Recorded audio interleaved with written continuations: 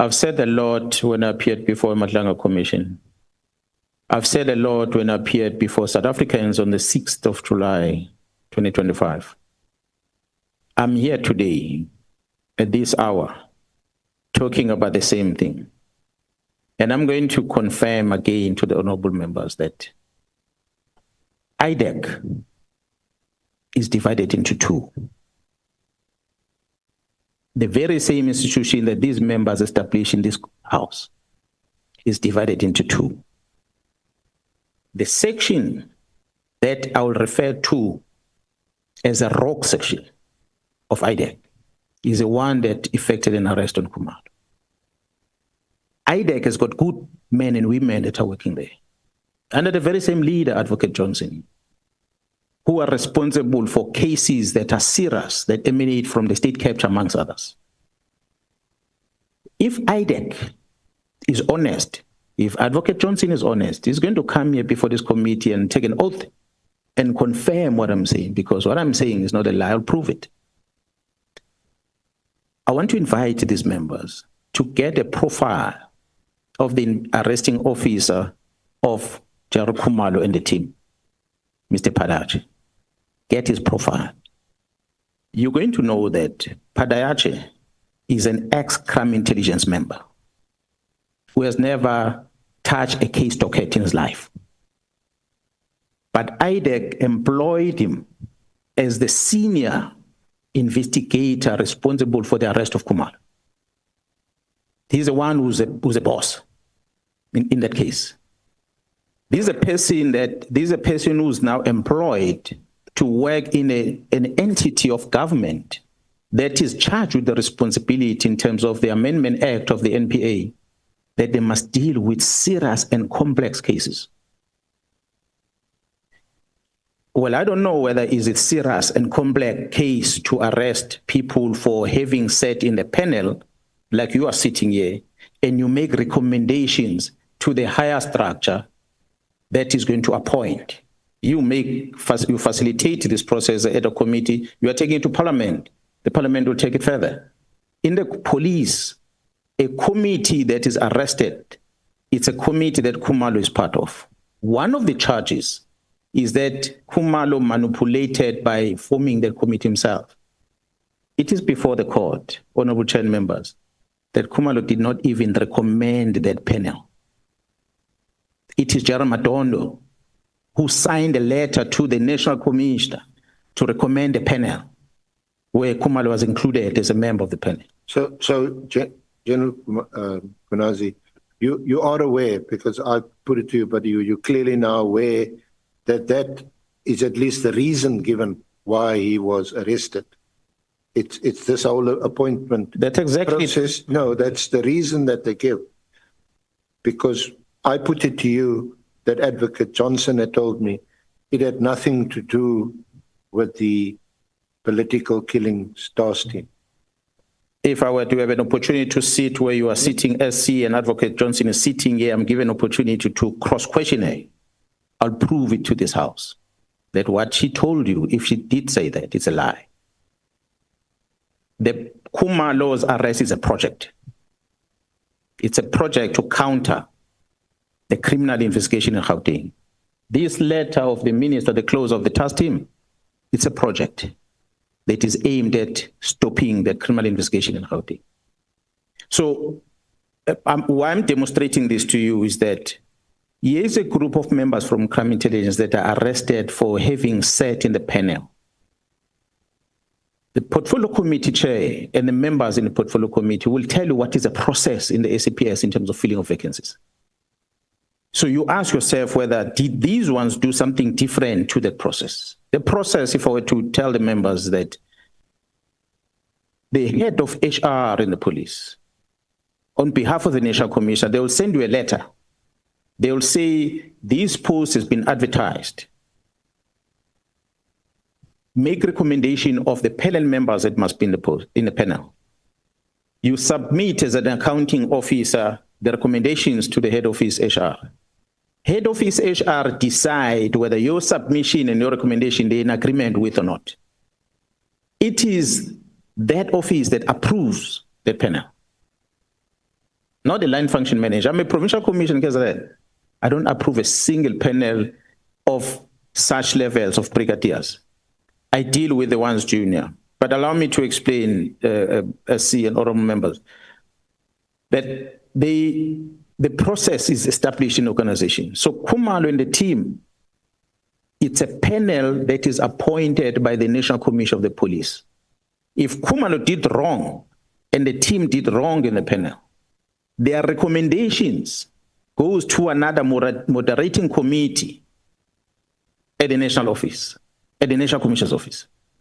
There are lieutenant generals that sits there, including head of legal service. They moderate the work that the junior committee will have done, and they agree with it. So if they agree with it, then they give it to the national commissioner, he appoints. So if IDEC arrests, they're supposed to have arrested all this chain. But because they're not interested with the others, they're interested with these ones. It was a quick win to get to them. IDEC, honorable chair and members, arrested the members of crime intelligence literally in the same month. I don't know how many weeks apart.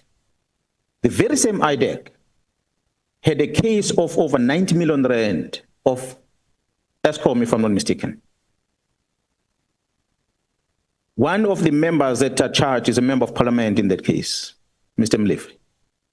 IDEC summoned the people that they wanted to arrest to appear at the police station in the morning. They arrived at the police station in front of cameras wearing suits.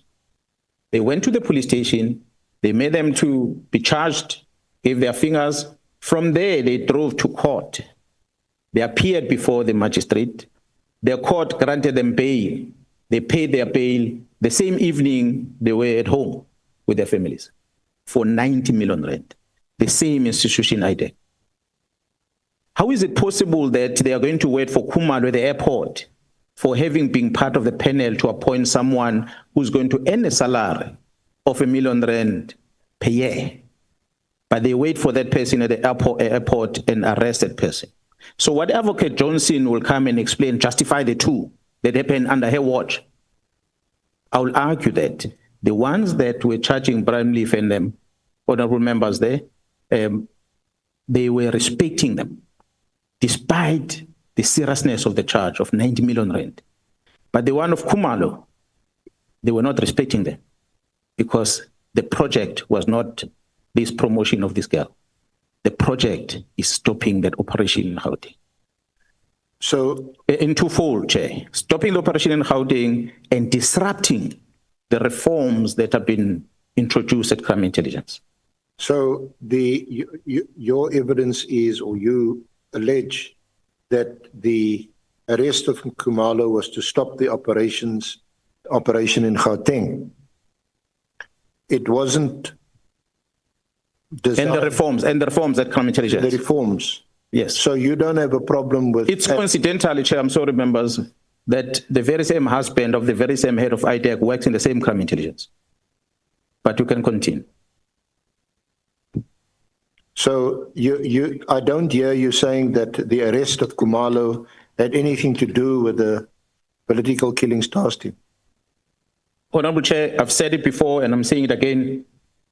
The minister signs this letter on a short notice like this, and there's these discussions that are happening, and then realize, as we're putting these dots together, that the political killings task team was a missed target.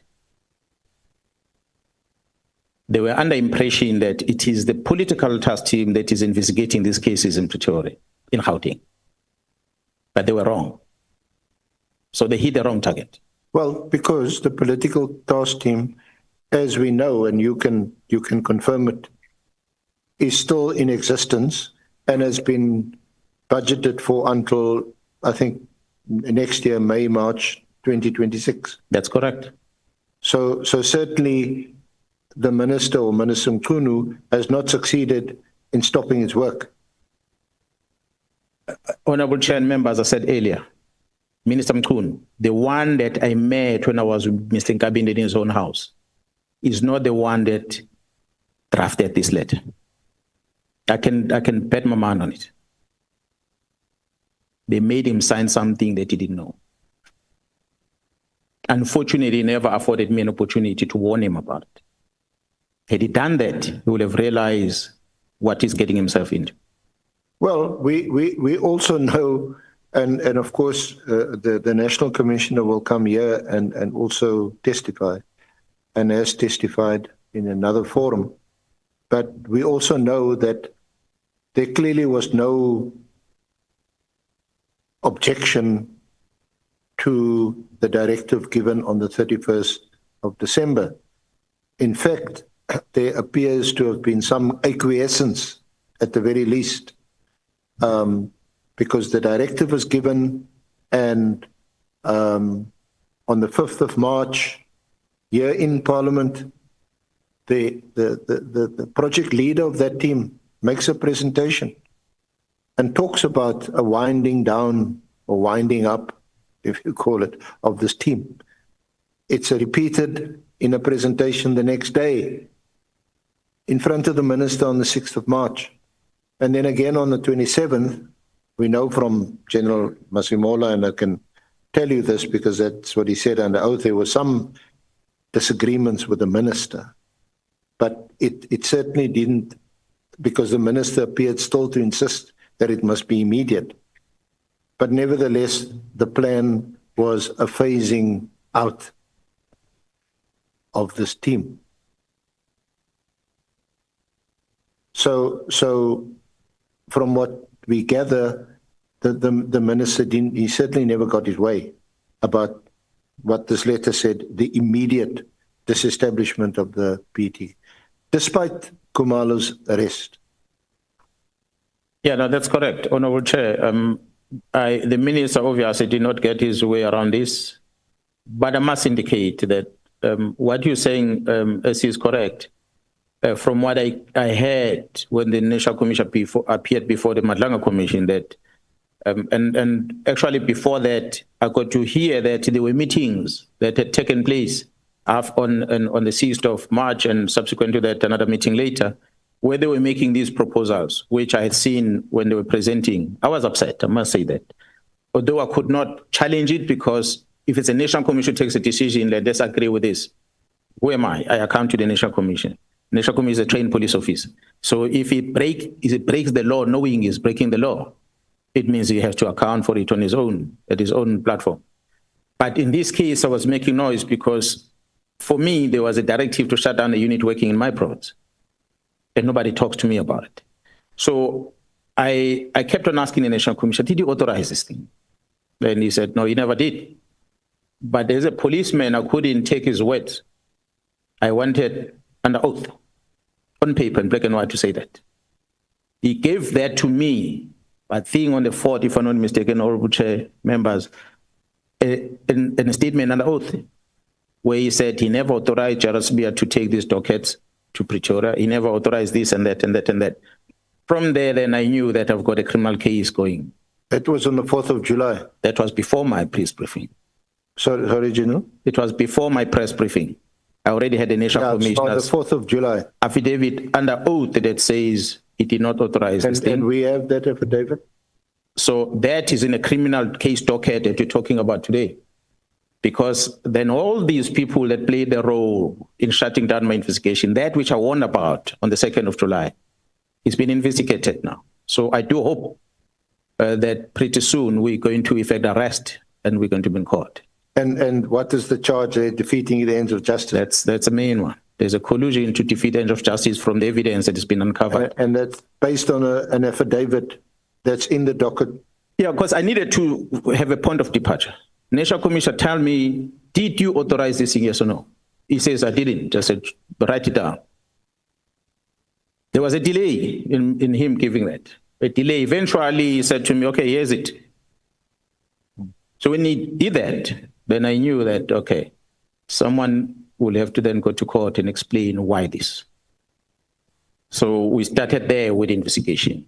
Statements of Khumalo, statement of Sentumule, all the people that played the part except CB and them. We did not take statement from them. The team is investigating further. The investigation is ongoing as we speak. I can't talk in details on it. So who's conducting the investigation? Crime intelligence or? No, it's the detectives in KZN. the detectives. That's a case that, okay, so I'm not part of it, I'm a complainant. I gave my statement and I complained, and they started collating all these things and putting these pieces together. As a complainant, obviously they update me. The DPP gave me an update about 2 weeks ago about the status of the investigation, and I'm quite pleased with how they are moving with the investigation. I guess it's going to be a landmark case that we're going to have in court. Sounds like it. It will be. You were the complainant. I am a complainant. And you got the National Commissioner to depose to an affidavit. He's my witness. He's your star witness. Yeah. I think